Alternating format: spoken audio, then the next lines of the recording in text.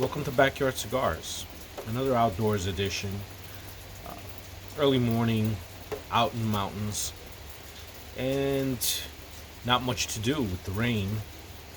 Go for a quick run, perhaps, have a bite to eat, some coffee, and settle down with a nice cigar. Which cigar? Well, light stomach, something easygoing, yet still good. Perhaps not the most expensive cigar. It's kind of chilly, about 43, 45 degrees. Got the fire going on inside, not outside.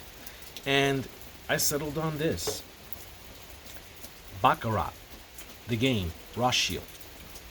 This is a cigar that I believe is distributed by Davidoff. And I've smoked before and is of excellent quality. It is sweet tipped. If you can see, you've got that nice little band on it indicating that this is dolce facmente, which I'm thinking it's alluding to the sweet tip. The game, imported. Now, this is a Honduran puro, wrapper, binder, filler, all from Honduras. And I'm gonna tell you what I think about it. I mean, I've smoked it in the past, like I said, so you know that I'm smoking it again. It's because I do believe that it is a good quality cigar, and it is quite the bargain. I think at about $5, sometimes cheaper if you get it on sale. Great beginner cigar, as many websites mention.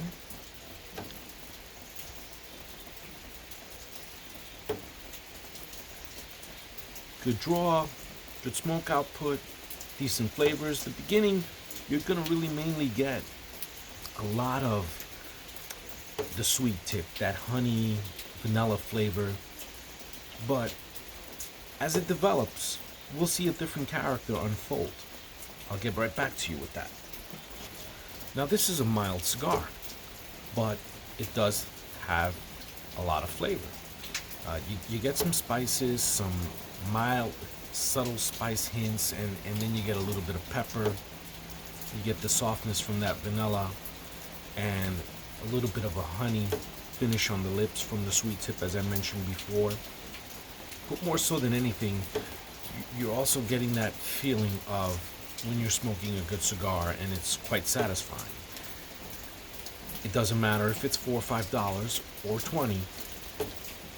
At the end of our smoking experience, we want to come away from it feeling that it was worth our time. And that's how it begins to unfold with this cigar, is that initially you get that sweetness, and then it begins to develop, and you get that feeling that, yeah, this is going to be a good experience. This is cool, and it's great for the moment because nice rainy day. It's mild. If you haven't had a lot on your stomach, as I have, because it's early, it's a great morning cigar as well, as I mentioned. And although it is 45 degrees, this wrapper's holding up quite well. And it may actually have jumped up to about 50, which isn't really warm at all, but the wrapper's holding up.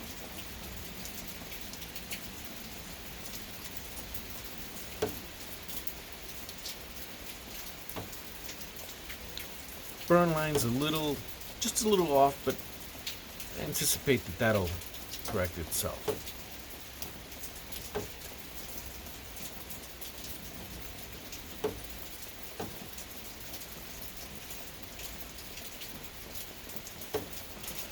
You know, recently I was talking to one of my uncles, and he was under the belief, he's a new smoker. You may have seen him in my previous video, that in order to get a really good cigar, you had to spend $10, $15, even $20 each time out. Not so. And I told him that eventually I'd put out a video of 10, 15 great cigars for under $10. Well, this one's definitely going to make the list.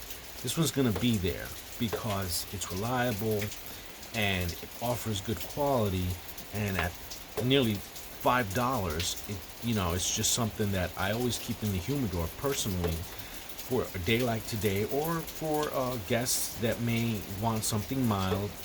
They may have a preference for a little bit of sweetness in their cigar.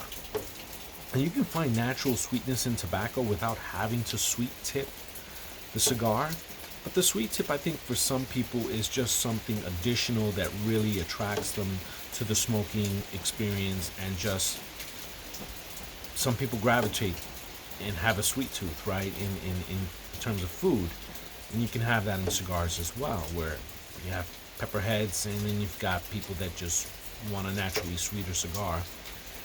And that's why a lot of people start off on the acid cigars, very much like I did, where you get these infused cigars, and then sometimes people jump and move towards barrel-aged cigars, where the cigar's wrapper has been aged in a rum barrel and still imparts a certain sweetness from the rum barrel, or particular whiskey or bourbon barrel.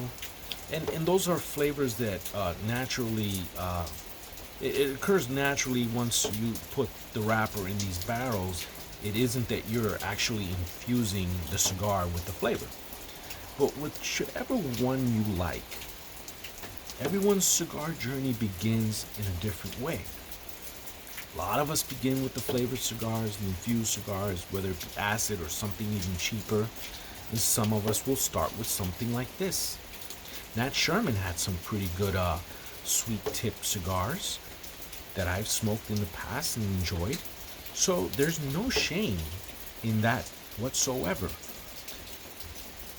Once you determine what it is you want out of your cigar, that will help guide you to how your palate is going to adjust to different cigars down the line. But you have to be conscious of what it is that you want. And once you've established that, well, sky's the limit. You can try whatever. But if you're comfortable within one zone, one type of cigar, then so be it. Who should criticize you? And if you want to be brand loyal, which isn't the trend nowadays, it's the thing of the past, actually. Buying a box, being loyal to one or two brands, maybe three, that's fine as well. It's your prerogative. What you want to do with your cigar journey is up to you.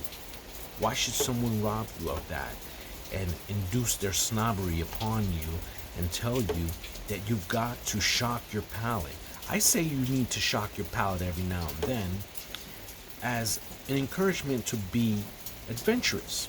But if that's not what you want to do, then you shouldn't do it. And you shouldn't listen to that advice. You should say to yourself, that's not what I want from me. I know what I like, or I think I know what I like. Might need some guidance, but I have an idea. And that's fine too. Like I said, this is your cigar journey. What you choose to do with it is up to you.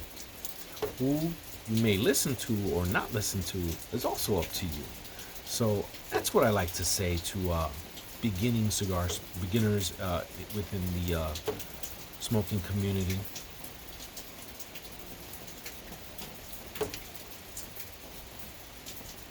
Ash just fell off. Look, being brand loyal isn't something that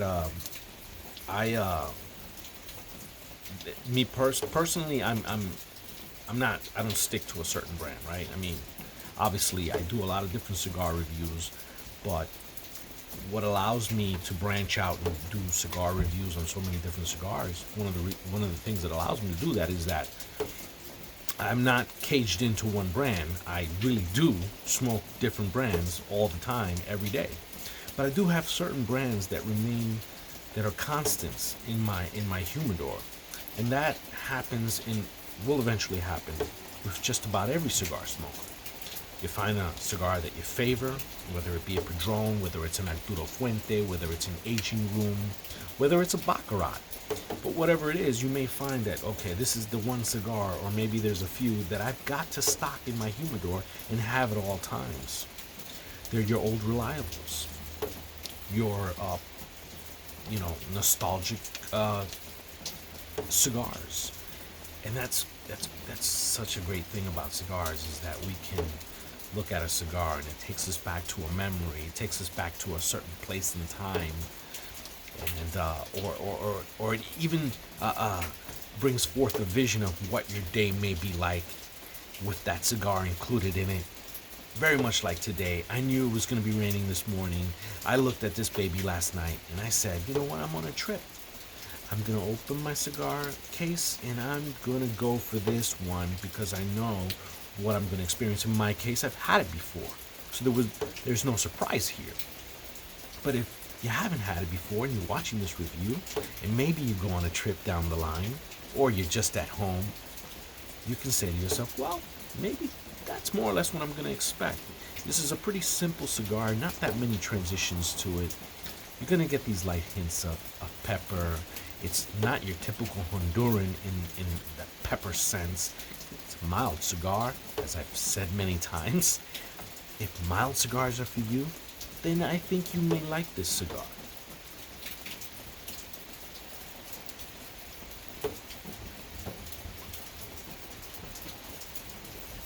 A pleasure. Thank you for watching. Till next time, Backyard Cigars.